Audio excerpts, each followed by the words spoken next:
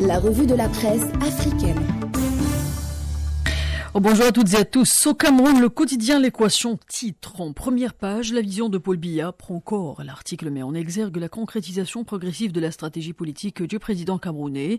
Selon le journal, les avancées sont particulièrement notables dans les domaines de la gouvernance, des infrastructures et de la stabilité institutionnelle. Ce ton valorisant traduit une volonté claire de souligner la continuité étatique dans un contexte marqué par des défis économiques et sécuritaires persistants, rajoute L'Équation.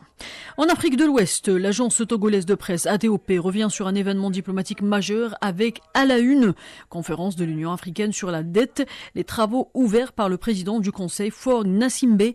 C'est en effet à Lomé que le président togolais, accompagné de son homologue ghanéen, John Dramani Mahama, a ouvert les travaux de cette conférence de haut niveau axée sur la vitalité ou la viabilité plutôt de la dette publique en Afrique. Organisée du 12 au 14 mai, cette rencontre réunit plus de 500 participants, chefs d'État, ministres, gouverneurs de banques centrales, représentants d'institutions financières et d'organisations de la société civile autour de l'agenda africain pour une gestion durable de la dette.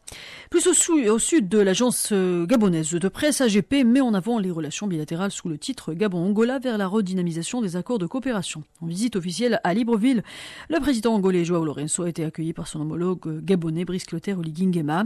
Ce dernier a partagé avec son invité un bilan du processus de transition politique en cours au Gabon, saluant notamment l'appui de l'Angola dans la levée des sanctions et la réintégration du pays dans les institutions régionales, telles que la CEIAC et l'Union africaine, une rencontre placée sous le signe du renforcement diplomatique et de la solidarité régionale.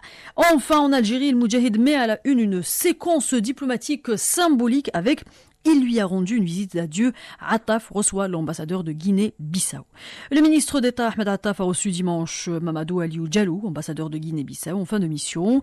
Cette rencontre marquée par la cordialité a été l'occasion de saluer la qualité des relations bilatérales et de réaffirmer l'engagement des deux pays à renforcer leur coopération, notamment sur le plan continentale. Voilà, c'est ce qui referme notre revue de presse africaine. Je vous retrouve pour les grands titres de l'édition principale dans moins d'un quart d'heure. Merci pour votre écoute.